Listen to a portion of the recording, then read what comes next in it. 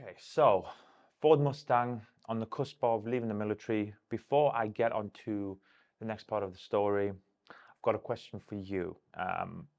If there was to be a next episode, is there any specific point within the story you would like me to potentially touch more on in detail, in depth, do a deep dive? So I look forward to your feedback in the comments. If there is, obviously, a fifth episode, I'll be happy to kind of talk a little bit deeper regards a fan favorite topic, let's say. Anyway, Ford Mustang is still with me at this point. So again, I'll touch on how I met Kelly. So it was actually a pure freak accident. The infantry regiments in general, some more than others, have a certain aura and a certain stigma about them. Thankfully, I wasn't part of that stigma, but still, thousands of years within the military, certain stigmas always stick. And there is a certain stigma within Kelly's kind of role, which I'll touch on in a second. So Kelly was military police. She actually did all three jobs within kind of the military police. So your generic job, of course, military police is the police of the army, and you would do your generic kind of tasks of policing internally and externally of the camp. Kelly was based in Germany for many, many years. Again, probably a deep dive into her kind of specific life in another episode. She moved into the UK. She did what's called a close protection course. If you don't know what that is, it's basically a bodyguarding course. Now, the Royal Military Police Close Protection Course, or CP course, is renowned as the best on the planet, as in people will pay tens of thousands of pounds as a civilian to go and get trained and get certified by the military police. Now, if you get certified as a CP officer, you travel all around the world, you protect famous people, dignitaries. This can lead obviously into another role of protecting high-ranking kind of members of state, all those type of things. You've got your generic tours, you've got what's called the black bag tour, and you can go to some of the worst countries in the world and do that job. So she passed that. On her course, there was only 2 women who passed, and she was one of them. It's basically a heavily male-weighted environment. You've got to be physically fit, physically tough. So if you ever get on the wrong side of Kelly, just be careful, because her hand movement is sharp. So she did her close protection kind of side. She then moved into what's called SIB, so it's Serious Investigation kind of branch, bureau, probably branch is easier to call it. And that's where you deal with these, well, serious crimes. So heavy narcotics, homicides, murders, manslaughter. There's anything you've ever seen on TV, NCIS or FBI files, whatever. That's the type of stuff that they do. So she did all three things. Now, the block where I was living was literally perpendicular to her block. It wasn't touching, but you could throw a rock at it, as in it was literally 5 meters away. And this is what she tells me. Their kind of operational kind of wording down the chain was, you don't mess with these guys, you don't talk to them, you're military police, you're a lot higher, your job is to almost police us type of thing. And with us, we were like, well, we don't want to go and speak to military police. Like, what the hell do we want to speak to them for? So it was a bit like that, like, you don't go and speak to MPs unless you're in trouble. So one day I'm walking, as I said, perpendicular block like this, and within this block there is a vast stretch of grass leading towards the car park. So one day I leave, out of my fire door, she leaves out of hers, or in fact, she's coming the other way, and we almost get ran over. Like, literally, I'm crossing the road, she's crossing the road, and there's some guy of non-importance just comes racing through camp. Again, it's 5-mile-an-hour speed limit. He's probably doing 50. So woof, like this. We get stopped. we get chatting, and as they say, the rest is history. So that's, I believe, I'm a strong believer in this, but certain things are meant to be. You cross certain people's path for a reason, sometimes the worst reasons, sometimes the best reasons. This is the best reason. So we got talking. We weren't actually, meant to mix. It's such an archaic old rule. She was about 5 ranks higher than me, which was a big frowned upon thing. So this is how obviously me and Kelly met. We almost died together. So our relationship was fused in blood. um, and obviously we kind of, me and Kelly got cracking off from there. We got talking and all that type of stuff. She then got her promotion, actually, even a bigger promotion, and she moved into a different area of the camp where only your high-ranking officers or your high-ranking non-commissioned officers, so sergeants and above.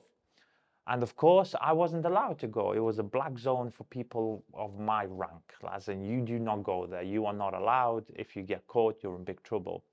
Actually, I ended up moving out of my block and I went to live with Kelly in her block. So we lived in, imagine, a Premier Inn room with now 2 people. It's never designed for 2 people. So I actually lived there every day. I had to leave, obviously, every day I come back. So imagine it was like my home. But because of what I've just said, the whole frowning upon of higher ranks mixing with the younger ranks, which is absolutely, it's total garbage. We are pretty much, we could be the same age, but rank structure kind of supersedes that. So to get in and out of my room, her room, which was now my room, happened to be an SAS operation every day. I'm trapezing off the roof. I'm camouflaging myself every time somebody, a big cheese walks past me. It was awful trying to hide to go and see a partner. So it was actually at that point, it was probably Kelly who pushed me towards obviously this kind of life. It was between Kelly and my mum, but Kelly one day obviously said, Nick, you need to do this because, as I've already mentioned in my previous episodes, I had this burning obsession, and I would sit on a Monday and think, how can I make this work? And I would make all these diagrams and, start doing a thought process. And then by Thursday, it would die off because, like, it's impossible. There's so many kind of established people already in this field, like every field. When people say the car care industry is saturated, every industry is saturated. You go into the shoe market, the pen market, the hair product market, they're all saturated. But to this day, I say, is this the end? Of course it's not the end, because in 50 years' time, there will be the next big 3 brands, big 3 companies. So it's an evolving circle. But at that time, I thought, well, look, I've got nothing, as in, I don't know even where to start. As in, how do you even begin the first step of setting up an actual business? Like, there's 1,000 different things I could tell you that go into even setting up a thing. It's not just going and registering your company officially for £16. Well, that's the easy part, and anybody can do that. It's, finding premises, suppliers, accountants. I mean, they're just the Billy basics, but there's so much revolving. So I was on and off with this idea. And eventually, I said to Kelly, you know what? I'm going to do it. So I had already served the minimum part of my term, which means I can go into any office with an army computer. I can do what's called the 7 clicks and basically sign off. Now, signing off is basically, in normal people terms, is giving your notice to leave, like any job. Now, the notice to leave in the military is 12 months. So if I say do it on January 1st, I can't leave until the following January. So it's a full 12-month transition. So I thought, all right, but I had one big problem. My recruitment posting was coming to an end in around a year's time.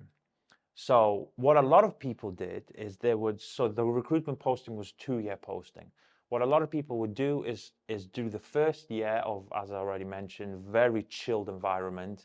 And on the anniversary of the first year, they would do the 7 clicks and spend their last year transitioning out of the military, and and kind of, again, on the mainland, you're doing nothing anyway, and you can actually start going for job interviews and planning your life, like a normal human. So that was my path as well.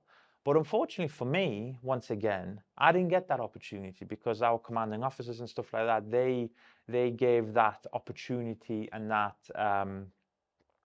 kind of privilege to the same people of their cab badge. So basically, if you're from the same regiment, you can have a cushy number. If you're somebody else, you ain't doing that. So they basically said to me, if you do it, you get sent back to Northern Ireland. So I thought, well, that's great. This is where I mentioned in all my videos, we've started walking through fire, walking over hot coals from day one of the brand. And I'm getting to this point.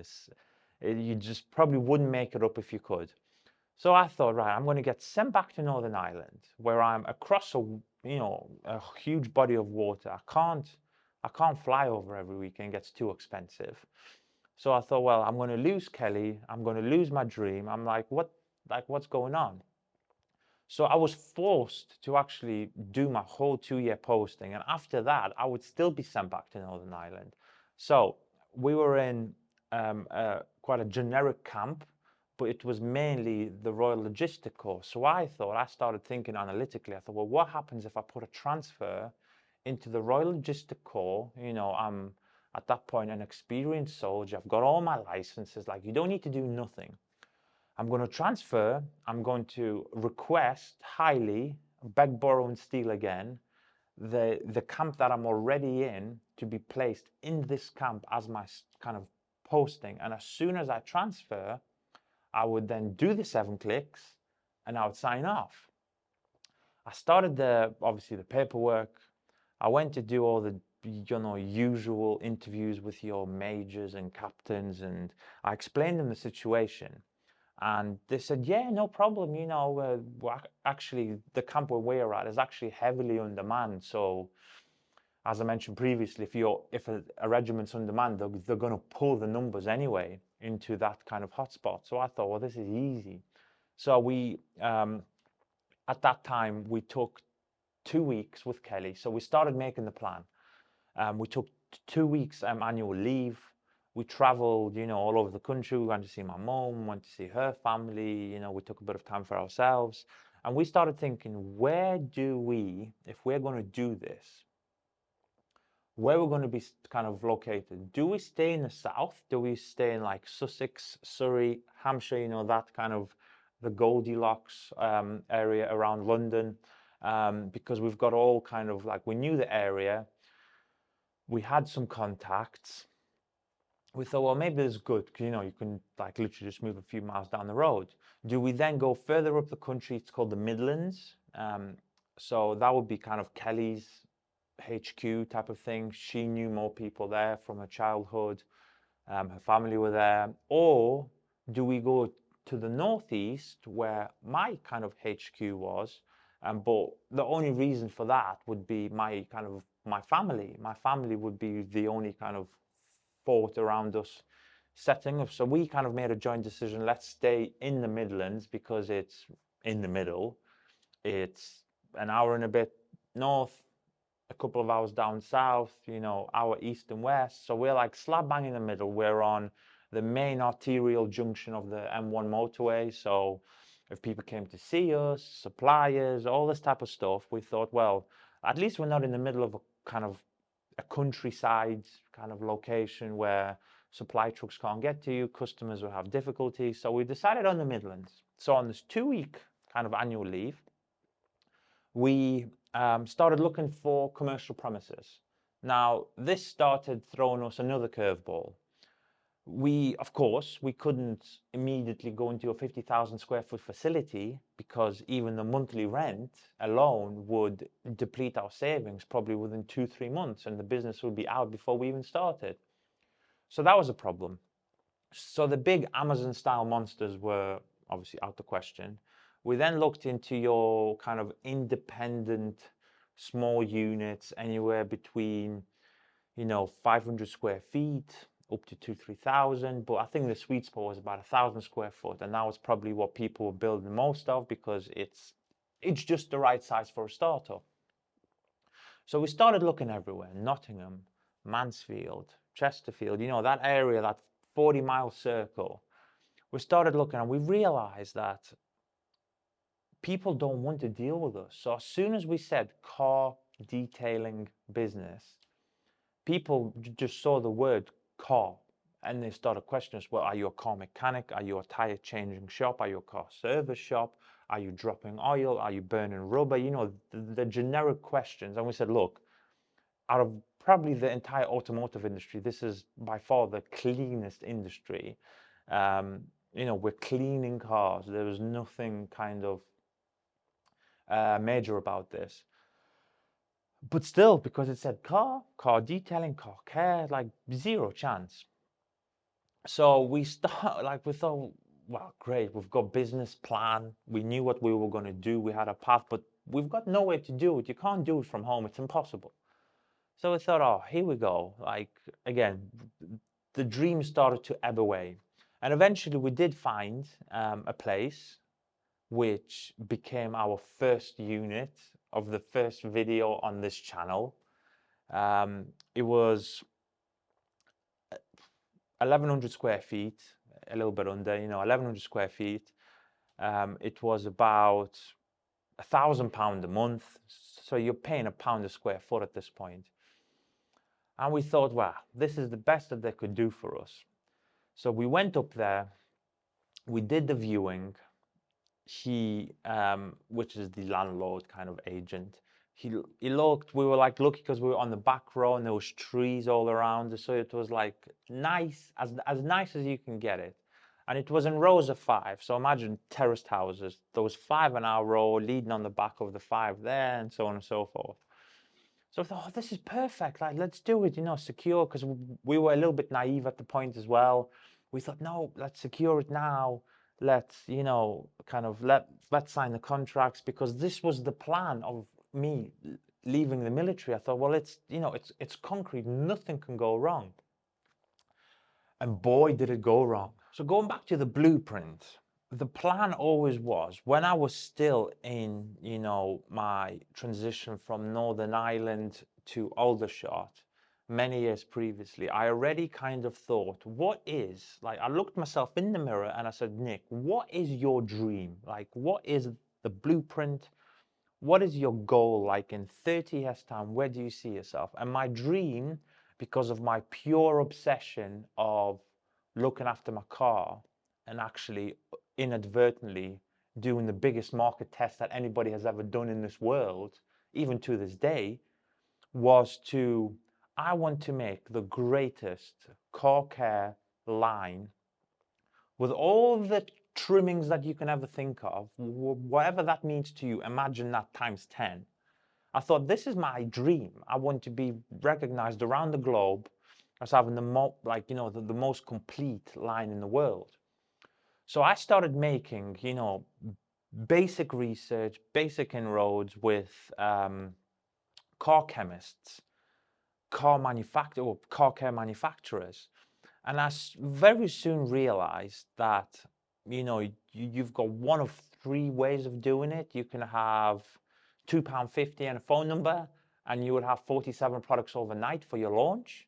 You could go to a more kind of in the middle chemist that would do you a custom formulation, but it's just off the beaten path. So it's kind of a very good product. Maybe, add your little, trimmings here and there to make it yours. Of course, the third method was to hire a specialist that is not a dedicated, like on Google, like you can't find this person. It's not a company that would make your custom formulations to you, and you own the most important word is your intellectual property. So you can go then anywhere and basically cook it in the kitchen if you wish, as long as you add the raw materials, but the formulation is yours. So I'll give you 3 seconds. Which one do you think I went for? I went for the third one. So I started making those inroads, I started looking, and once you get that search term, again, with car detailing term in the past, once the car detailing term came to me, the whole world opened. As soon as this search term came, my whole world opened.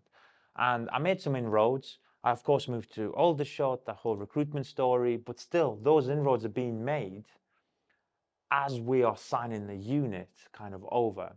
So we thought, well, you can have this space for your kind of product, this space for this space for that. Got back, the transfer went through as I was away on annual leave, and this was again part of my plan. I had it planned to perfection. I got back, I was still wearing my Rifles beret, which is the best beret in the world, and luckily the way it turned out, it actually turned out for the better. So the first day in my office, imagine Monday morning, I go back into my recruitment office and I'm like, right, fantastic. I've been promised all these things. I'm like, I'm literally going to have to move my room 7.5 meters to that block over there. They get, okay, Nick, you've been transferred to Bicester, Oxford. Now, if you do that map, a Google map thing, Aldershot to Bicester is an hour and 20 minutes away, north. And you are to report there as in the next hour, off you crack. So I'm thinking an hour and a half, hour, whatever, you know, it depends on the traffic. M25, M40, you know, during the week is the biggest car park in the world. So I rang all the people that I could ring and they're like, yeah, basically, sorry, my friend, you know, the camp that you're in right now, that is already preset for you and you don't need to do anything.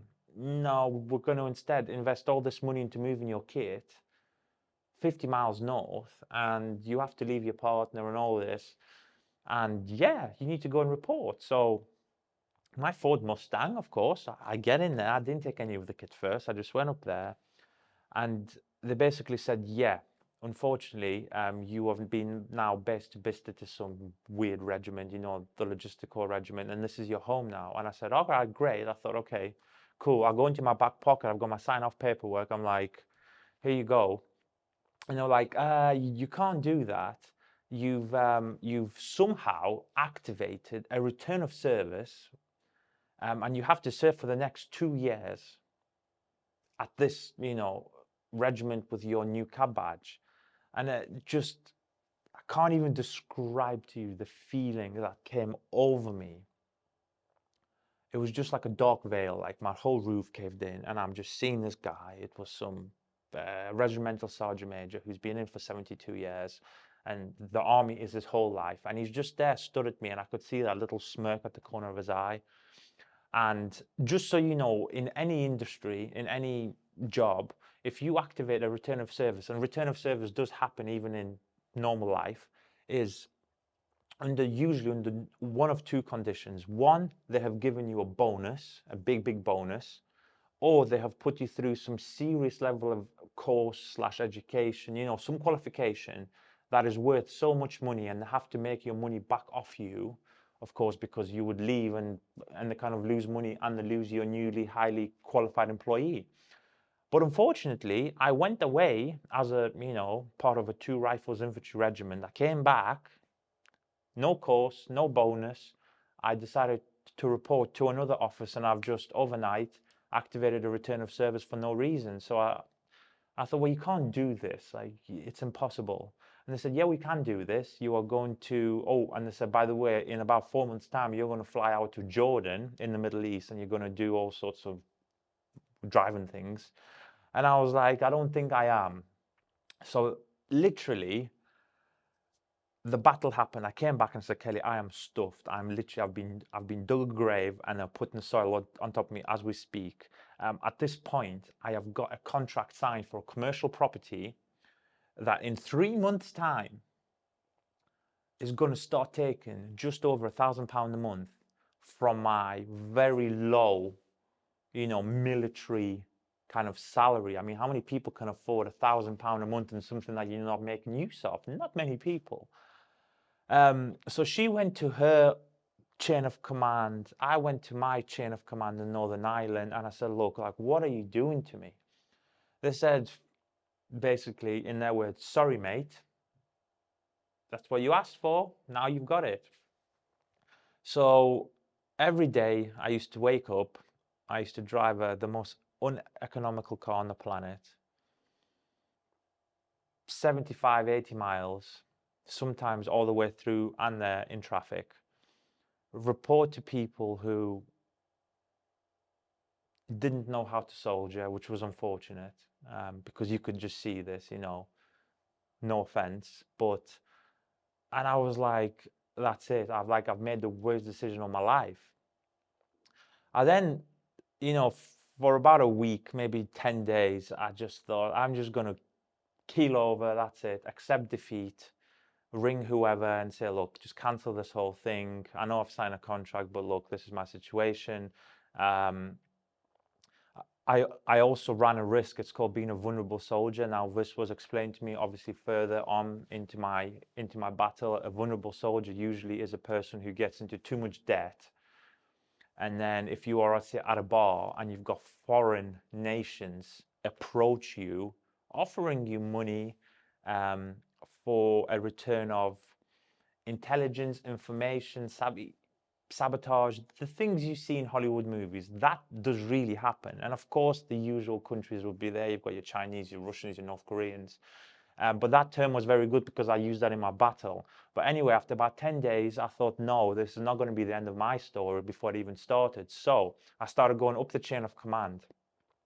I went to as far as a lieutenant colonel within our regiment. I just walked into his door. I didn't care at this moment. I said, I'm either going to lose or I'm not going to lose. So I said, look, the plan was never, this was not the agreement.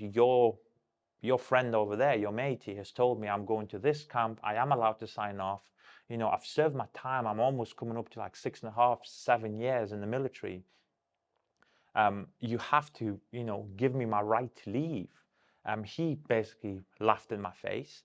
So I thought, right, there's like one of three ways of leaving the army. You either do some sort of drugs, which I'm not that person. You either you run away, or you do something very, very silly. Now, if you run away, you're going to a military jail. If you do something very silly, you're going to a military jail. And if you do the drug part, you're going to jail. And then after jail, you're going to come back to work anyway because the army is so short-staffed. So, the usual routes are unavailable to you at this point because of all the cuts. So I got my family together, the Ukrainian mafia, as I call them.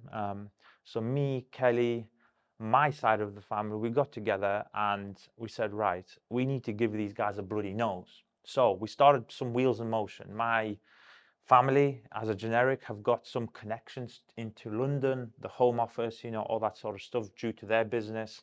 And it basically went as far, I'm going to cut the short story kind of very short because it was a three-month battle.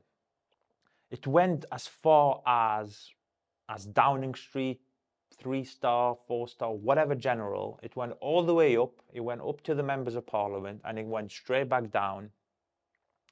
And I got out on a technicality. I can't remember what that technicality was, but of course, every major, books of law within the military, and it's about this big, there will be loopholes. And they explored this loophole. It was non-legal, obviously no legal action, but it was, up the top, straight back down. And they basically said to me one day, they called me into the office saying, you are done, you're out.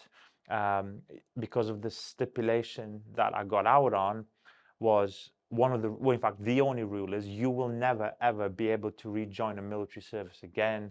So at this point, I had a little smirk in my face and I never want to see you anyway, ever in my life. So thank you for your fantastic rule. They said in the next 45 minutes, you are going to be being, it's called a D kit, which means all the kit that you got, your issued kit, your Bergens, which basically in English terms a backpack, like everything. You get stripped of everything, whatever else you have left, you kind of leave with it as if you're leaving jail again, really, whatever you came into the world with, you're leaving out with it. And within, I'd say 45 minutes, I was driving out of camp, a civilian person, because, again, I was very lucky to be able to put in touch with some people who knew more than me and had a lot more power than me. And they basically said, just get him out. He's done. I was done. And again, this was not how anybody leaves. And I don't know whether it was something on my face that said, let's do him over. If it was, I don't know, my accent, who knows? But normal people, they do the 12-month, resettlement. They leave a normal person. They say, thank you very much. And you go out. As always, because it's me, I had to, punch my way through so many walls just to get out when it was my legal right. I've served the country. I've been on operational tours. I've then given something back to the civilian population with this whole recruitment. I've done everything. I had a perfect record. I've never been once in trouble.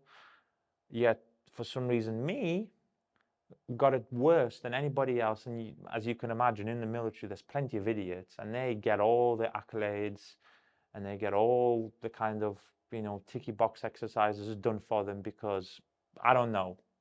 So I was driving out the camp, and I was like, oh my God, like the feeling again was just freedom. And I was in the big world. Like, unless you've been in the military, especially for a prolonged amount of time, you will not realize you live behind a wall.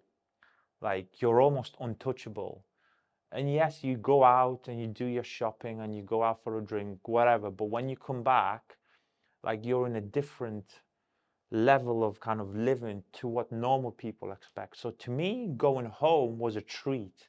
You guys watching this, 99% of you will say, well, I go home every day.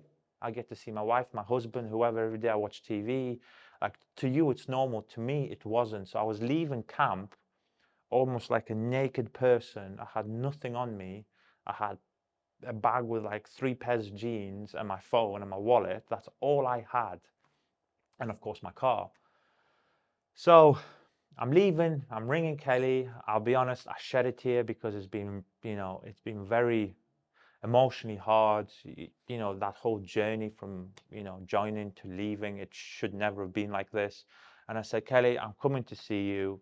Again, because that paperwork wasn't processed with all the clerks and stuff like that, I literally drove back, went back to the camp that I lived in, and I went to see Kelly, all that type of stuff. So nobody still knew I was a non-military person.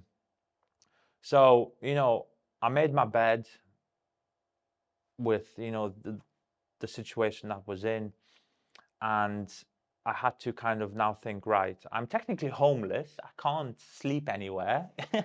And I am about 150 miles away from anywhere that I can call home. So me and Kelly concocted a plan. We decided, obviously, we're moving to the Midlands. The unit was there. We had a little bit of money in the bank. I had no home. So I decided to move in with her mum. Like, literally, I took my belongings, everything that I had on me, my entire life. At this point, it's quite an unnerving experience if you've never done this. I call myself the mongrel of the UK because of probably the last 10 years of my life, including the business premises. We're just like this everywhere at the minute. So I loaded my entire car. We had our dog, Jeff, the puppy. So again, the dog was in the car, everything. I said, Kelly, goodbye, this is the plan. I drove, 4 hours to get back to the Midlands. I moved in with Kelly's mum, and the plan was that immediately, again, I knew no connections. This was the hardest thing. Like, if you're a business owner, you usually work up to a level, you do your savings. You usually then do, a business within your area because some people, some friends, some connections. You potentially know some routes for business premises. You've got your mum and dad down the road because they can help you if you go homeless, whatever. I did what nobody, no human being should ever do, and I'm telling you this, do not do this. I moved, 3/4 of the way up the country to a place I never knew. I knew nobody.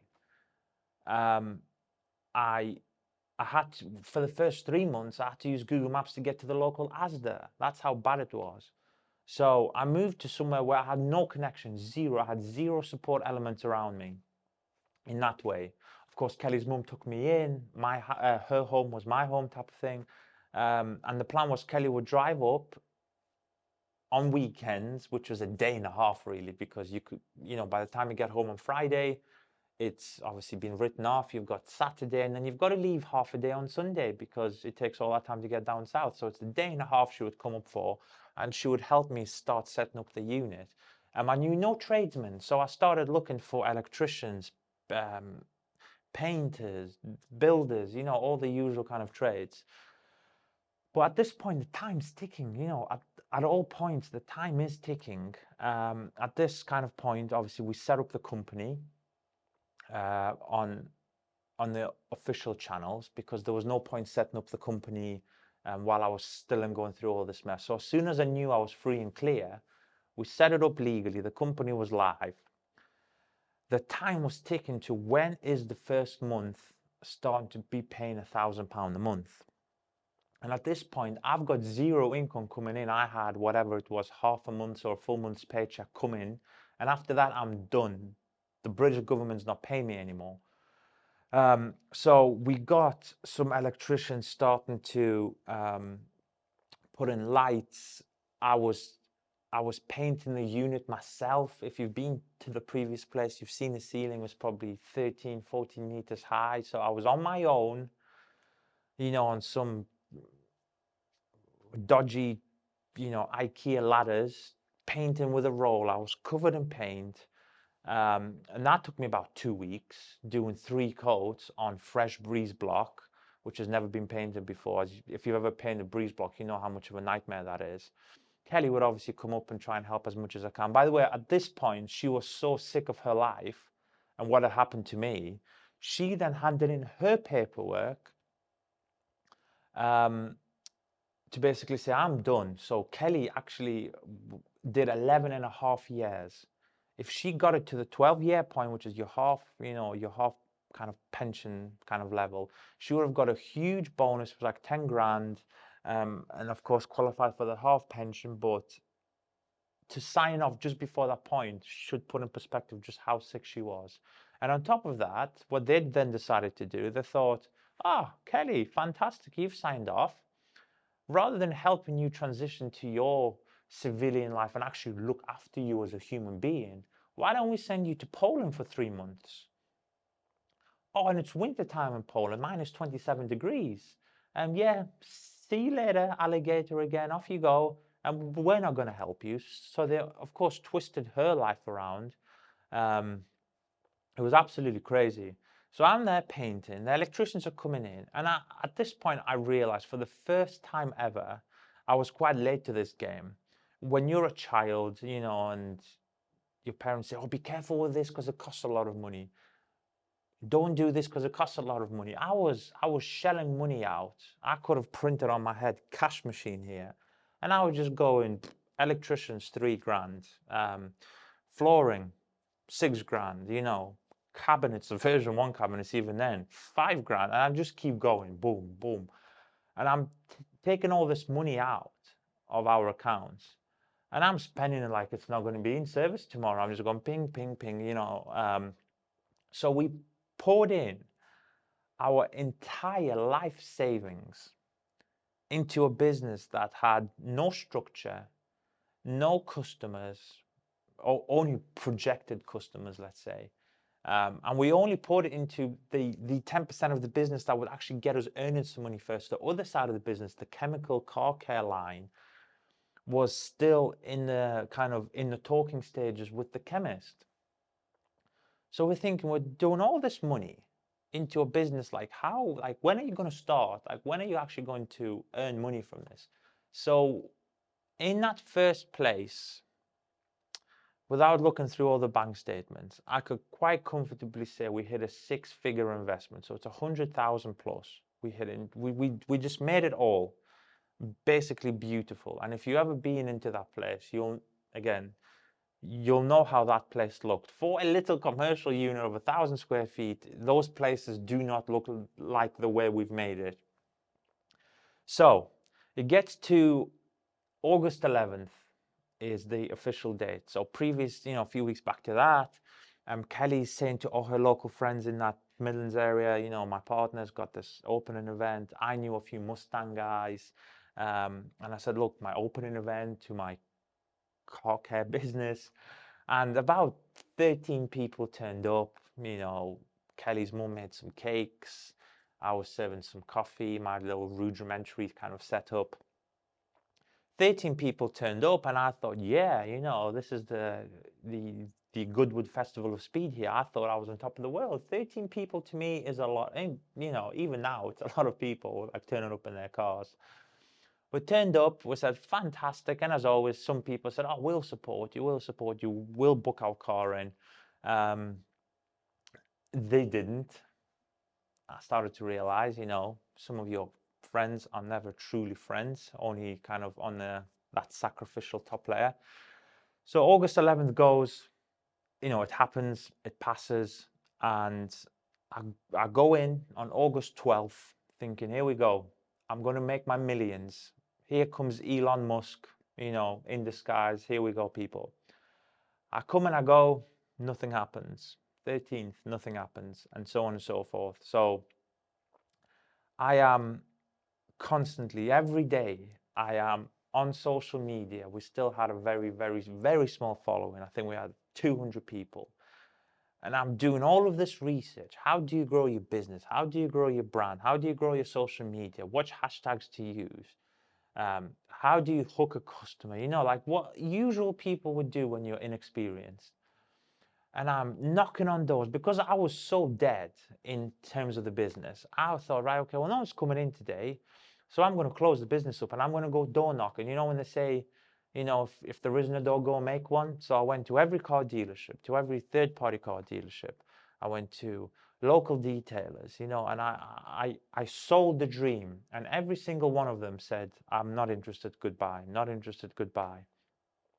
At this point, the monthly bills start happening, £1,000 plus electric plus whatever, water, gas, all that type of stuff. £1,000, £1,000. And I can just see the bank account going down, down, and down.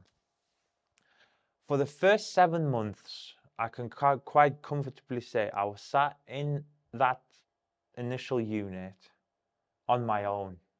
Not a single person walked in. I was on my laptop, where like in the version 1 iteration of that unit, we had kind of a seating area, so these really nice sofas. If you're one of the early guys, you'll probably remember, but sofas, coffee table, all that type of stuff. And I was on my laptop and I was just, my fingers were bleeding. I was just doing anything you could ever think. And nobody bit, which was unfortunate. First 7 months going into winter on your own in a cold unit is, I'll be honest with you, it's very tough. If you're not up here a different level of person and a little bit crazy, then you would probably kind of go crazy. But I lost that kind of mind a long time ago. So I actually like being on my own anyway, but I was more upset that my dream of making something the best, nobody was biting.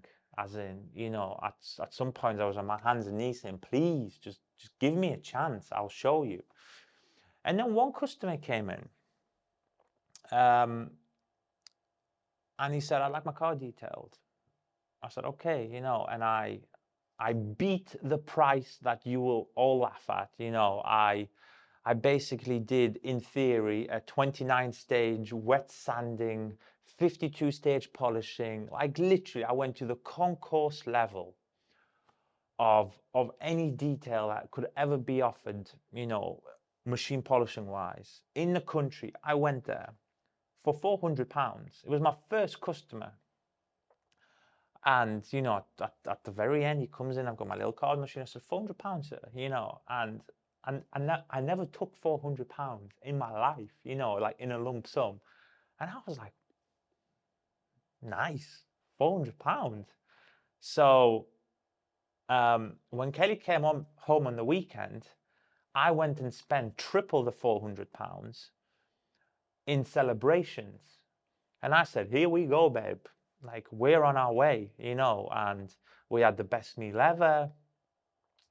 Yeah, I tripled, I tripled my invoice in spending, or double, or whatever it was, but on a meal out, I went to treat her. I said, I want the finest champagne. I want the finest fillet steak. And it felt special to have the first customer come in and say, "Here's the keys to my car." It wasn't the most expensive car. It wasn't the most cheapest car. I believe, my memory serves me correct, it was one of those brand new Volvo 4x4s, XC something, but a big one. It was orange. Um, but somebody gave me the keys to their car. The second biggest investment that you will ever make, generically, your house, your car. He gave me the keys. He didn't know me. He didn't know I was insured. Obviously, I was, but there was no proof of anything. I could have been a charlatan. And he said, "There you go." Of course, I went above and beyond, like we always do. And that car, even though it was new, came out looking newer than it will ever look. It was coated with 92 different levels of ceramic coating. And then basically what started to happen is I the people always say to me, the question gets asked over through the years, "Nick, at what point did you feel a click?" And I still cannot answer that question, because there wasn't a certain day, a Wednesday 3 p.m. that something went click and it all just changed for me. It was a progressive kind of attention to detail and a methodology in my brain to never give up. And this is why I say people fall into a business, hard times come, they fall straight back out the business, because it was never their calling. This business is not for you. Whereas, as per all the episodes you've seen so far, this has been my calling for, probably 8 to 10 years of, my humble beginnings all the way to this point. But what happened was, I kept strong. I was cold, I was wet, I was miserable. It was probably the hardest time in my life, relationship wise, mental health wise. But what happened was, I thought, okay, let's do our first event. We called it the Show and Shine event. And I said, "Come on, guys, everybody, come on down. We're going to do a few treats type of thing. Um, And the first Show and Shine event had, I don't know, 50 cars come down, and we chose the cleanest car. And I still remember to this day, actually, still a customer of ours. The guy who won the Show and Shine award from us was actually a guy in a Lupo GTI. I kid you not. Like this, it's weird, but I didn't even know what the car was called at the time. He had a D badge. I didn't have a clue, but it was small. It was dinky. He repainted it in like metallic black, and that day it was like really cold, but one of them winter suns that's low but bright, and his car was sparkly, and I thought, oh, this is like cool. I hope he watches this. I still remember, 5 years almost, and it kind of came, there was a few people turned up, and at the same point, I would say that our final push with the car care line, with all the testing that we had been doing, luckily at the time, and when the kind of the manual side started to slowly, and I mean very slowly in this case, started to just gain a little bit of traction. We're doing a lot of maintenance washes. I was doing stupid deals, yeah, just to try and get people in that door. And once people start coming through the door, they start talking. You've got a guy who's going above and beyond. Eventually, the word will spread. And I was just counting on whoever is above us, just to spread that word, word of mouth, whether it's the algorithm, whatever. And during that time, actually, the product line was being in the heaviest development, and we used the volumetric number of cars that we had to actually test. And it was beautiful, because the people, as you know, most normal people don't look after the cars like we look at. So we had obviously our cars, which were pristine. So we started the testing on them, and how far can you push a protective product on a well-maintained car. And then Joe Bloggs over there will come into an undescript car. It doesn't matter what car it was, but he would come and say, "Well, actually, I want a maintenance wash." And we thought, right, so how much can a pre-wash do? How much can a shampoo do? Well, what happens if you make a shampoo too strong? Is it like stripping everything that he's already put on, like, I don't know, a wax or spray wax, whatever? So we, like, literally, we were tinkering with everything. And our home bin, because we still couldn't at that point, believe it or not, afford a commercial bin, that gets collected weekly, those huge things, you see. And we were taking, obviously, our business waste kind of home. It wasn't much, but still, but it started to pile up with empty bottles, all this testing. And at around the time of our first show and shine event, we had nailed down the formulation and all the specs that go with it to our first kind of base core of products. So the initial plan was going to be, right, what do we launch with? Do we launch with, one product, two products, three products? Like, we didn't know. We were actually testing a handful at the same time. And I thought, well, like, do we launch with multiples? Do we launch with singles? So we actually launched with 4 products, for the reason being that it was the core 4 products that would get you just some way into at least trying the product. So we launched with the version 1 of the wash, our dry nail detail spray, our ceramic spray sealant, and our 2-in-1 wheel cleaner. That was the 4, and we thought, right. So I looked at the numbers, like what do we have to do? And I had another sharp shock. So we've just kind of, concretely nailed down probably our main source here. So this is our consultant chemist, who is, is mine. You're not being kind of anybody else's, which was a big deal for me. It's still a big deal for me now, because we do it, so much differently to everybody else. And hopefully you can see now why, that has paid dividends over the years. But at this point, I'm like, yeah, we've got the liquid. Where the hell do you put it? So we started researching, packaging, your basic bottles, caps, triggers. And then at this point, Kelly's already out kind of the military. She had saved up all her leaves. She was being very strict. So imagine a 12-month kind of period. And she saved up something like, with rollover holidays as well, she saved up 4 months. So that last 4 months, she would be fully paid on a very good salary, but not actually even in the military. So her last day was like 4.5 months shy of the 12 months. So at this point, she was out, and we were stood at, I remember this point very clearly. So she comes and she's like, wow, look at this unit, great, it's dead, but great. And she looks at it, she goes, Nick, you can't put, bulk packaging in a beautiful place like this. I says, so what the hell are we supposed to do? Like, we haven't got the money, we haven't got the cash flow to set up another unit just for packaging, and we're not even ordering enough packaging to justify a second unit. So I'm always the one with the stupid ideas. So I said, Kelly, we live in a detached 2-floor house. Why don't we use that as our unit? And I gave her the puppy eyes. And she said, no chance. I said, come on. So I twisted her arm, and our first house together, our first civilian house, actually, it became the storeroom for the bulk packaging. So what we would do is if you were our neighbor at the time, you would honestly think that we're making a UK edition of Breaking Bad. Like, me and Kelly are the 2 biggest misfit people in the world. One's a giant, one's a midget. And there's just some undisclosed boxes going into a property by some dodgy looking Eastern European with a bit of an accent and a twang. God forbid what they thought. But we started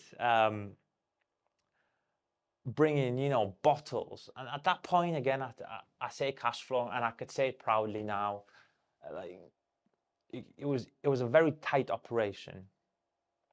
We skimped on all of our things for us, and we were plowing everything into the business and even more.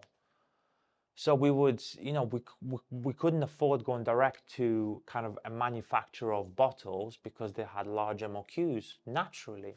So we would go to these kind of third party, kind of a little bit in the middle suppliers, and they had everything. They had triggers, they had caps, they had bottles, all that type of stuff. So, but the good thing with those people is their cost per unit was a lot higher. So maybe a bottle, a plastic bottle, would cost you 57 pence plus VAT. So it's whatever that is, 80 pence, total price per bottle. And you don't think that's, a lot, but when you need 1,000 of them, it can start to rack up. So we had, I think, the first ever order we did, we took a box of bottles. It was 100 and whatever, some weird number, but 100 plus bottles. We took a couple hundred caps, a couple hundred triggers.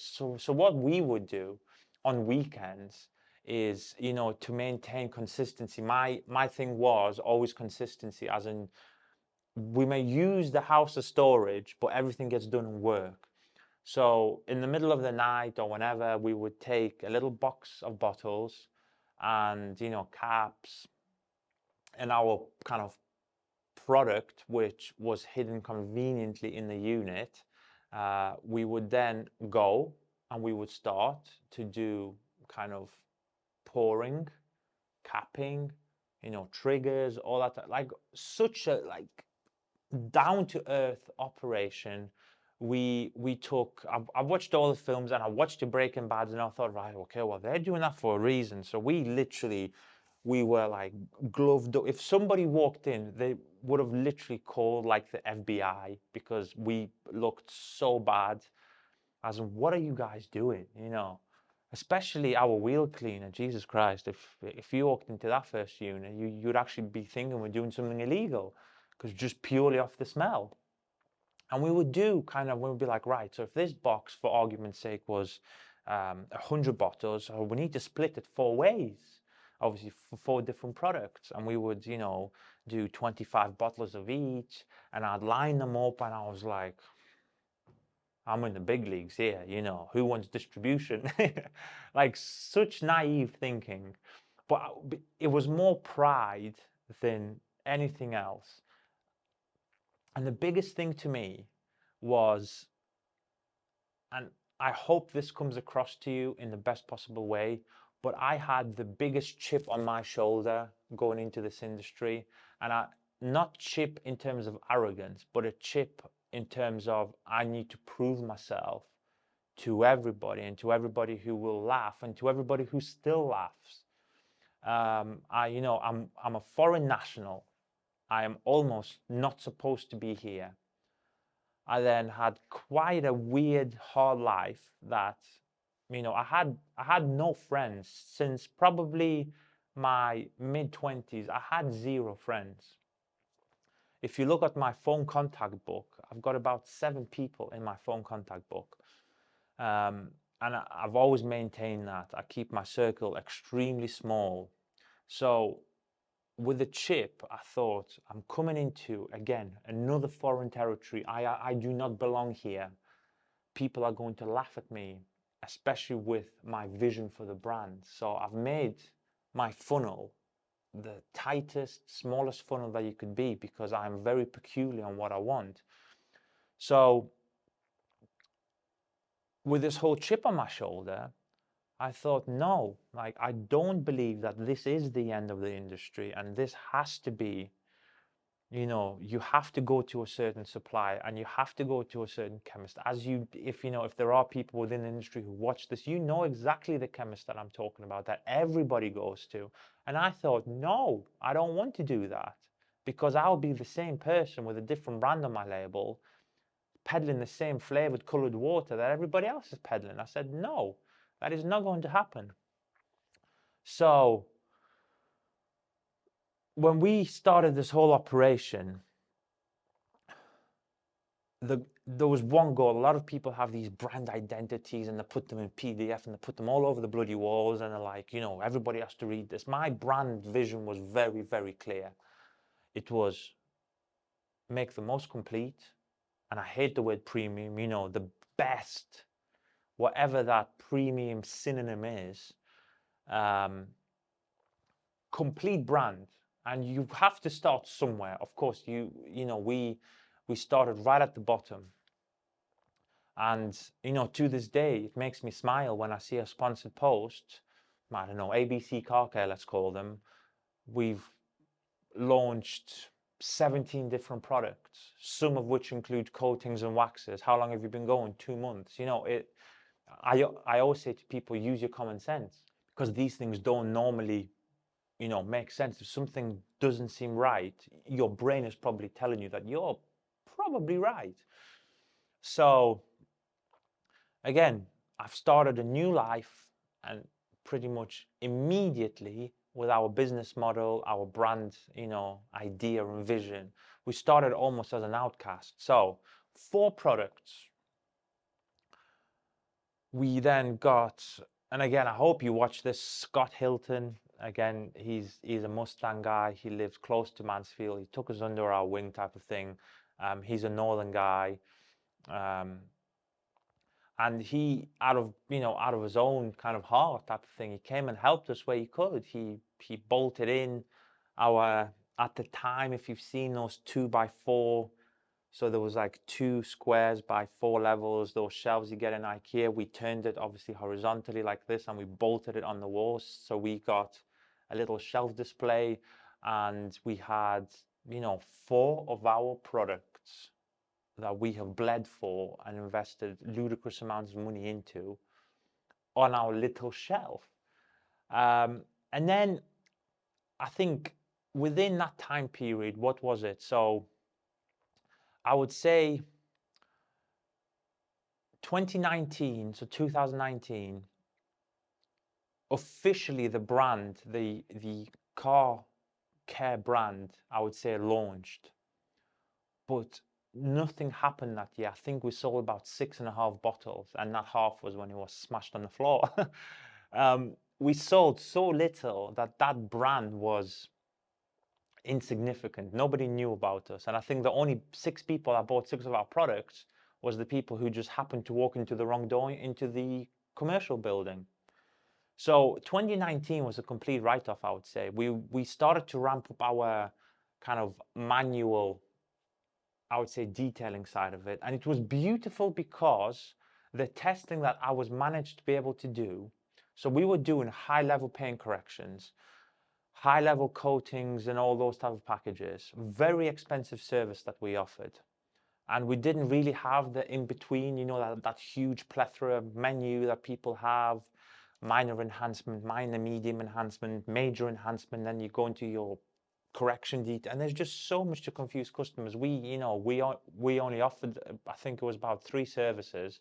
It was a new car detail, it was an enhancement detail, and it was the ultimate paint correction. There was no in between. If you said, I want my paint perfect, I'm not giving you medium, minor, major, just look, you're going to get your paint leveled, and get it beautiful. And then we, of course, offered our maintenance wash package. That was like literally it. So 3 polishing services, 1 maintenance service if you just want a car wash type of thing. But what this brought to us was the ability to cycle through cars like nobody else has been able to cycle through cars. And we had, luckily, there was a business on the Greater Millennium Business Park in Mansfield. There was a business that they became our friends actually after a while. But there was 2 directors, 2 guys, Raj and Jay, they were called, and they were literally like the worst addicted car guys on the planet. They were changing cars every 2 months, and they would have something like, the first car I did from those pair were it was a blue BMW M5.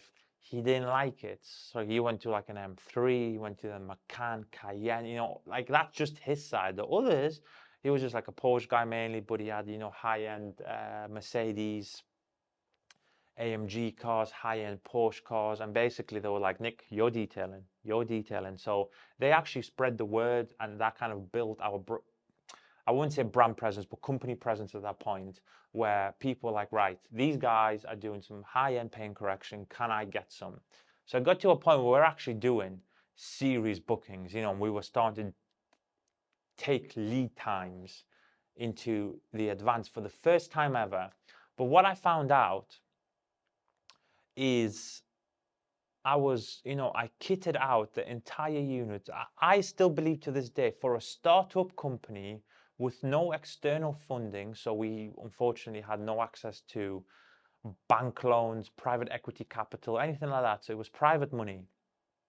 I still believe that we had the best startup unit that you could possibly have, as in out of anybody else. Is it the best unit in the world? Absolutely not. But for where we were from day one, hour one, second one, it was the best unit. And I thought, I've set this all up. It was basically a man cave. I said, this is what my garage is. This is my garage as if it was attached at home. I didn't look at it. And I still think this about this place. This is not a commercial property. This is my house, technically.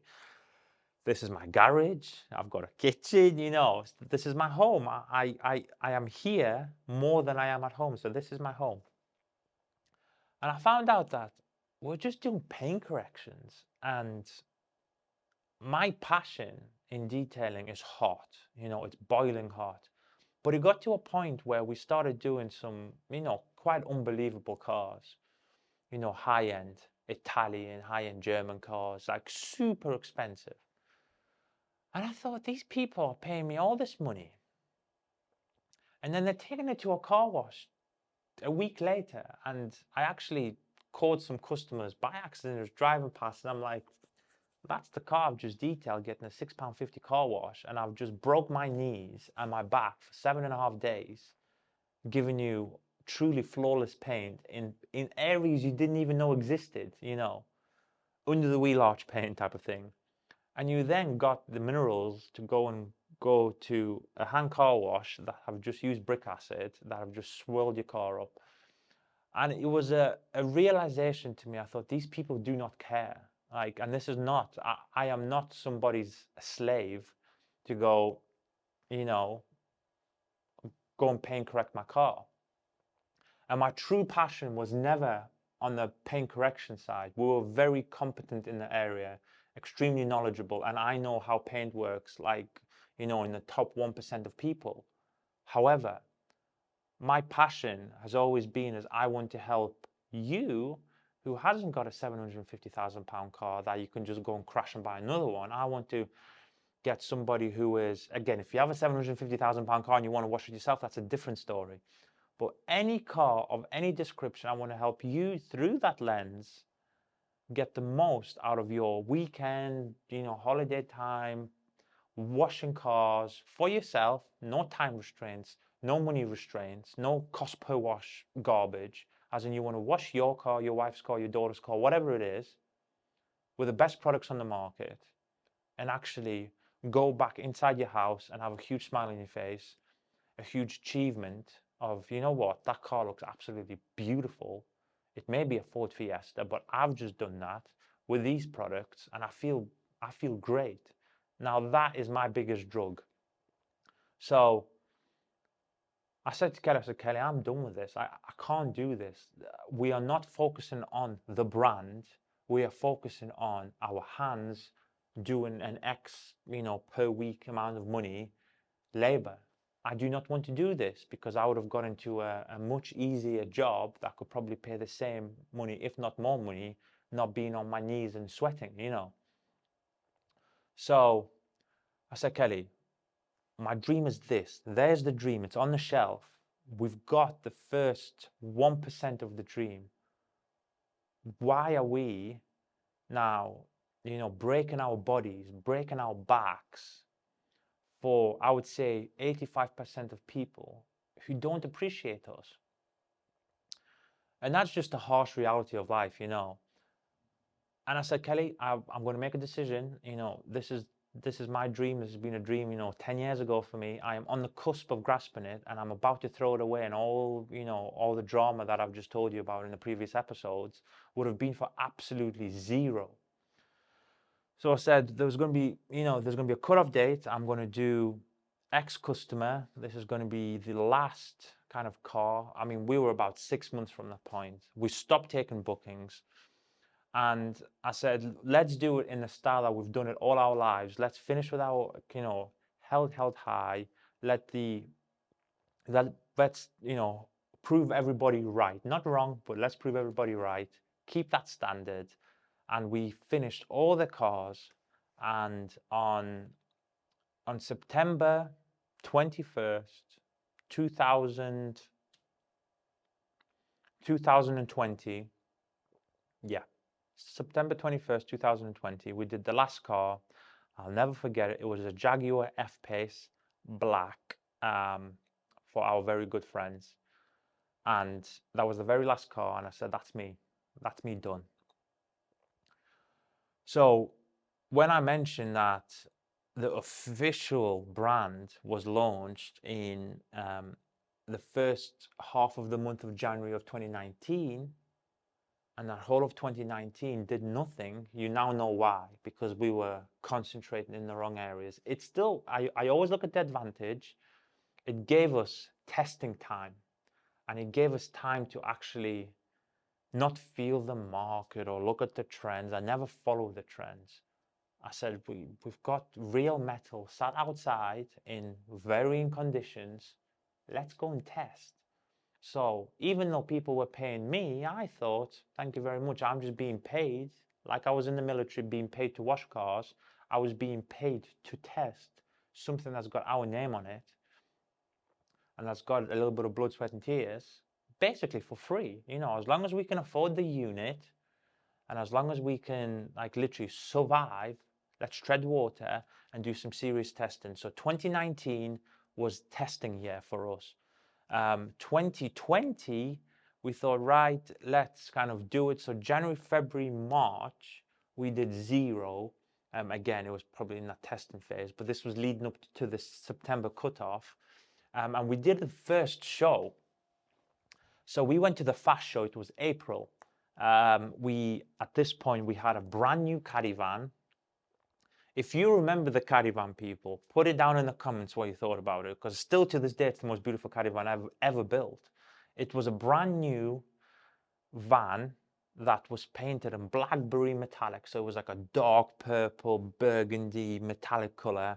But then it was all ripped apart, minus the paint. It had aftermarket wheels, suspension. It was a service offered by a company that specialized in this. Like that's all they did was vans, like high-end van builds.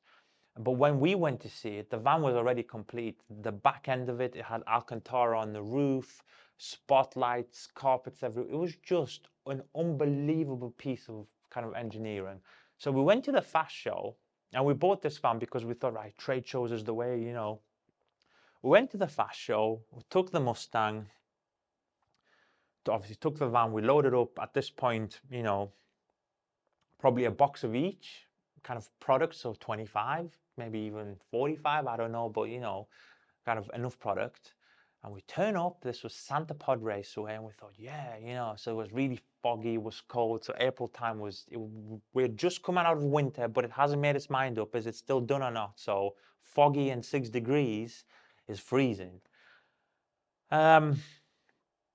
We get there and I thought, right, here we go. I get to meet my people now. And then, I look left and I thought, oh no.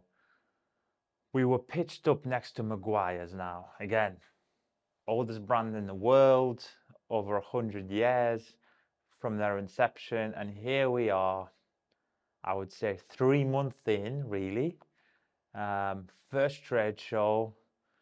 We had a decent stand. We invested into, a top spec gazebo, branded table, but not anywhere on their level.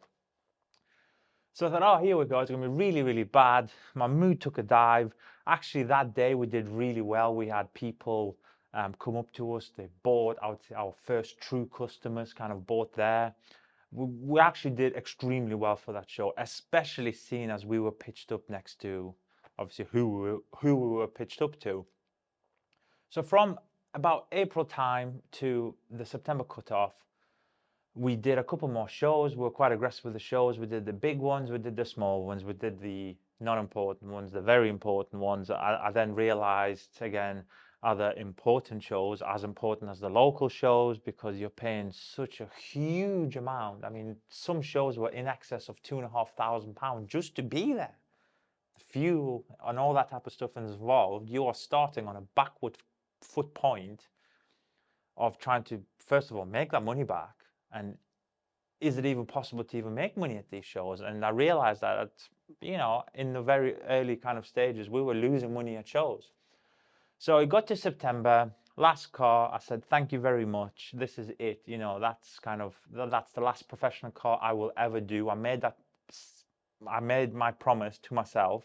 And even to this day, we get offered blank checks. Nick, the team, whatever, now, with the team, you need to do this car, please. Like, whatever you want to charge me. I want it in this place, downstairs. I'm like, no. So if you're one of these people, you now know why. So once the final car left in our first unit, we thought, right, we need to start, living and trying to build our dream. So we started doing a lot more show and shine events. The show and shine events, actually, the very last one that we did, which I'm very shocked. At the time of this, at the filming of this video, we have just launched our very first cars and coffee event here at the new HQ. But when I looked at the previous HQ, 2020 was our last show. So where's the time flown? I do not know. So we did a lot more show and shine events. The last one that we ever did got around 250 cars, probably double, maybe even triple, depending on the size of the cars that turned up, but double or triple the number of those people that were there. So if you remember what our last place looked like, and imagine the cars that, the number of cars and the number of people that we had there, that is a big, big feat. It was literally pushing, sausages through a sausage factory. There was just people everywhere. It was absolute pandemonium. But the support, we started to actually know, right, so YumCars, they're based in Mansfield. It's not my hometown, but whatever, Mansfield it was at the time. And we started actually kind of making a base for ourselves.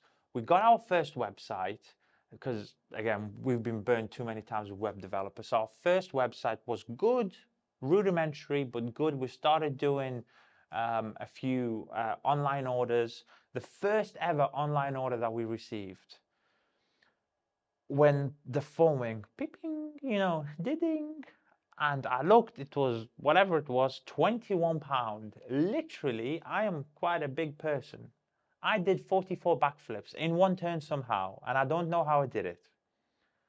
But I was so excited. I ran downstairs to Kelly and I went, look at this, we got our first order.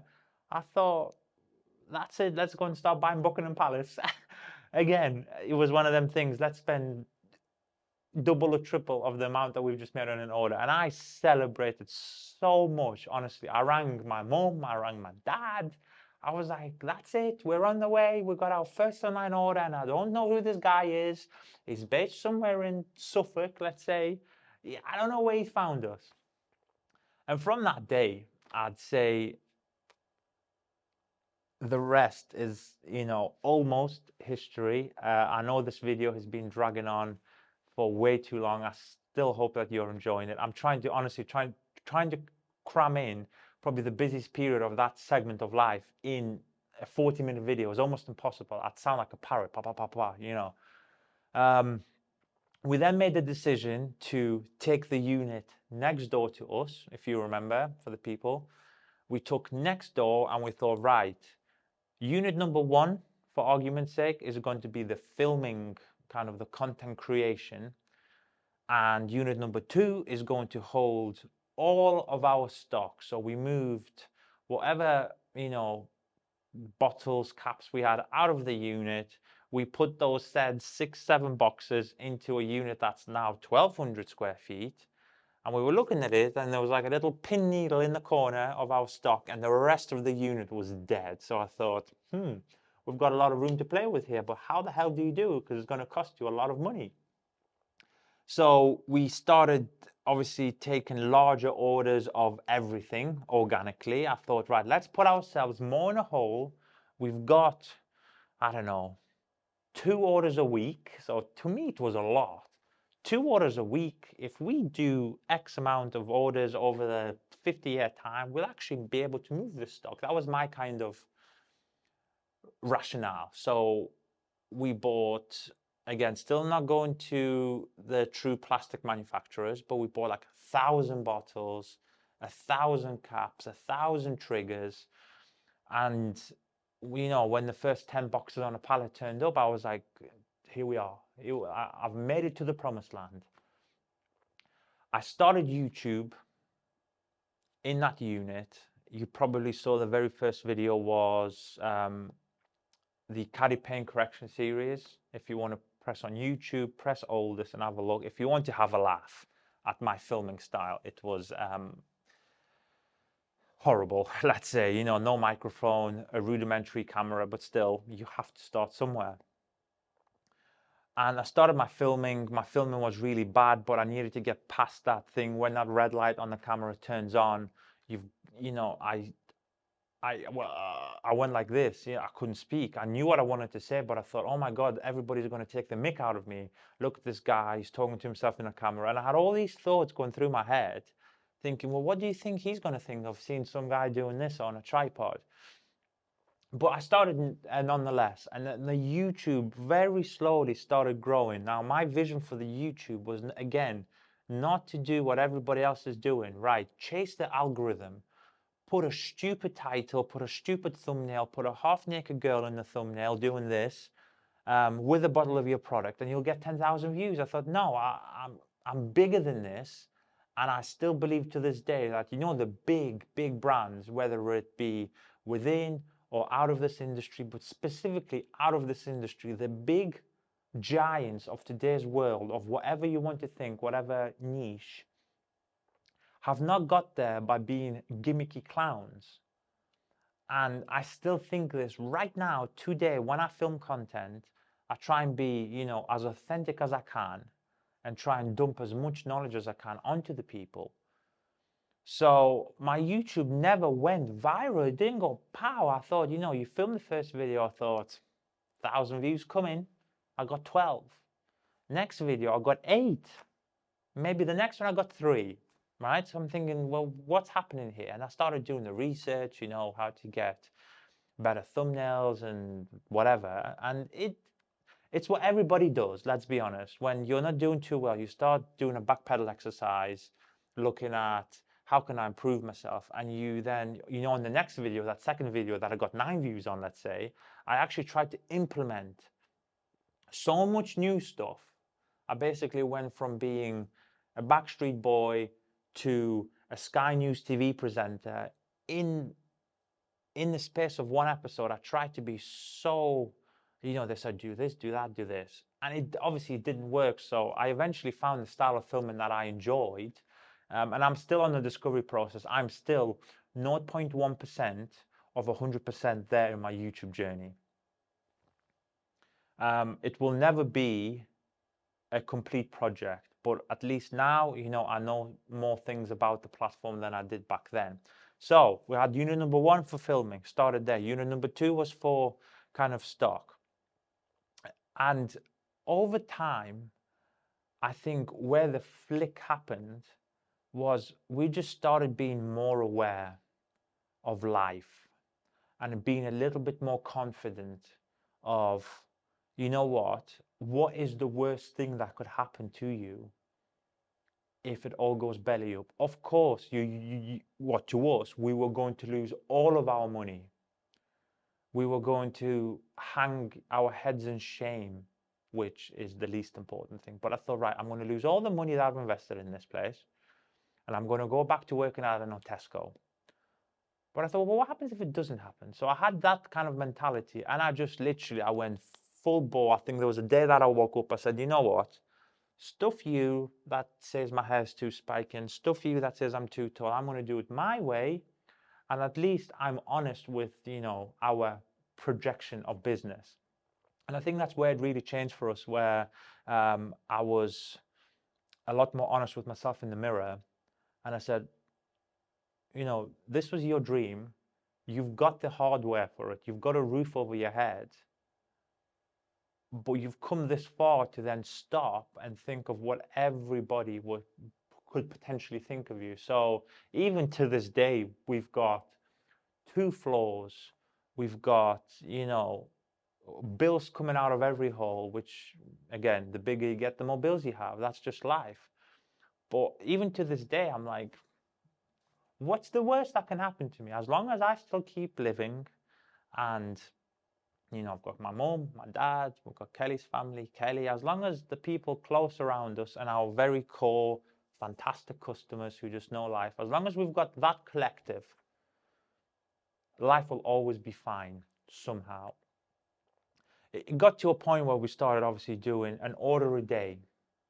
Then it was 5 orders a day. Then it was 20 orders a day. And then it was 50 orders a day. It started getting to a point where you could start planning a little bit more of your life based on the content you put out, the content you plan virtually, the sneaky peeky stuff, and the people you see in real life, those 3 kind of things.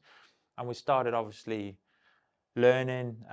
We then took the unit around back, unit number 3, and then we took the unit next to that on the back, unit number 4, and we started, if you remember the latter stages of our Mansfield version 1, I said, well, this one's going to be for the liquids, this one's going to be for toweling, the other one's going to be for accessories. I never really truly built out that vision because obviously that we had to make a hasty exit out of Mansfield due to the worst landlords in the world. But that was the vision. It was to build a little 4-unit compound and really split stock and visions, and start growing each kind of building individually. I'm glad it didn't happen because I'm here now, independent land. I'm on my own land. I've got my own point of access, as in there's nothing now that can kind of impede in the way of us. Like, this is my fence, let's say this is my land, and everything that happens this side of the fence is mine. That side is the normal world. It's like me being, again, in an army camp of my own description. And the progression happened. We sold the Mustang. We sold Kelly's. I think at that point she just had a run around like kind of a Volvo. So we bought the AMG GT, if you remember, the big black, monster. We then got Kelly the GLC 63S edition 1, that matte painted one, because that was really for not the car, it was for the matte paint. How does matte paint react with everyday life? And we can monitor it literally, whether it could be daily, hourly, monthly, whatever we were testing on it, it was with us. We had some in between silly cars. We had the Brabus smart car, if you all remember that. That was hilarious. We just bought that just to see, how does... It was a plastic car, so it was plastic painted panels, and we wanted to see how polishers react to it, and we branded it up as the YumCars car. We had, again, like a long-term a Tiguan. It was a 2-liter twin turbo, great engine, honestly. If you look at the Tiguan, it looks like it's just a normal car, which it is, but that engine was sweet, 4-wheel drive, it was beautiful. And we were just kind of bouncing in between the cars until, I would say, the latest progression is, car-wise, would take us to the present day that we have here. We have been waiting for this 18/19 months. We've got a custom built, a built to order car with custom options of a Porsche 911 GTS. Again, all the trimmings that you can ever think of on that car. That is, I think, the peak so far of the current plateau of progression. There are 57,000 different levels above, and I realize this. But to me right now, just like all those years ago, whenever I hit a certain milestone, I thought I was the Jeff Bezos of the world. I then go and surpass that level, and I realized that I was nobody. And I was still think I was Jeff Bezos at the next level. And this is the thing. Progression to me is at the heart of the brand. At the end of the day, you can, we celebrate our achievements privately, and we're like, my God, we've got to X level or Y level. But we know that there's so much more to do, and there's so much more lives that we can change. And I would say that is the most condensed life story I could ever film. And I'm sure that whichever episode that you can think of, I'm sure this story will be repeated another 50 times, whether it be on podcasts, if I'm a guest on a podcast, or if, you know, one of our guests on the podcast asked us a specific question in life. So you will not hear the end of this story. And I'm sure throughout this journey that more bits will, you know, come to light eventually. You know, nothing major, because this was kind of the major life, but some interesting stories may come to light. But yeah, 2023 as it stands, we are in a 2-floor building that is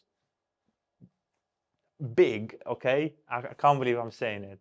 We've had a custom built out of every room, not yet finished, again, as you can tell, not yet fully the vision, but that's where the fun is. We can take it piece by piece. But yes, we're on our independent land in South Yorkshire, where I have zero connection. Once again, Mansfield first, now South Yorkshire. I might move to London. I don't know. I might stir things up in the south and show you southern people how it's done.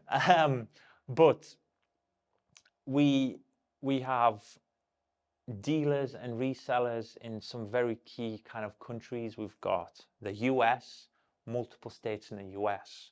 We've got Canada, we've got Puerto Rico, we've got Denmark and the northern regions, we've got Netherlands, Netherlands and Belgium, we've got Spain and Portugal, and we've got, I'll leave that point at that, we've got, of course, multiple dealers currently in the works. We're talking and actually interviewing them in other places in the world, both Europe and further afield. I will leave it there. And we've come to a point where we kind of, I would say, for the first time in many years, we are kind of self-sufficient-ish, if you can call it that. From the day that we started our brand, if you think about it, 2019 was, you know, a write-off year, and then 2020 happened. I don't need to go any further. So we actually have not had a normal year in business operations. We had the world going crazy for a few years. We then decided to move our premises. So moving something that you have spent 4 and a bit years, you know, making foundations in, even though I knew that was never going to be the permanent place, it may have been a little bit too fast and aggressive for us. If we maybe did it 18 months on, might have been a slightly easier transition in every aspect, health and money and all that type of stuff. And I can confidently say that, you know, there's no shame in that. But now that we are here and having surpassed the worst time of my life, moving this place, and the stress of the builders and the people who don't care and spit on your floors and all these type of stories, I was, you know, the stress level between, you know, me and Kelly was absolutely horrific. We lost the staff, we lost everything. So now we have, obviously, we're starting to rebuild the team step by step. We've learned some lessons from the version 1 kind of journey. Now we're on to the version 2, and we can either do things a lot faster, a lot more aggressive, or a lot slower, and let the curve kind of take it naturally. So we're here, 2023.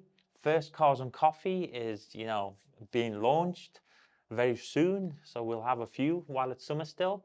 And hopefully, if I get to refilm a certain segment of this life many years in the future, and hopefully we can all look back on this video series and have a laugh about it, have a cry, whichever, you know, whichever emotion comes to your face.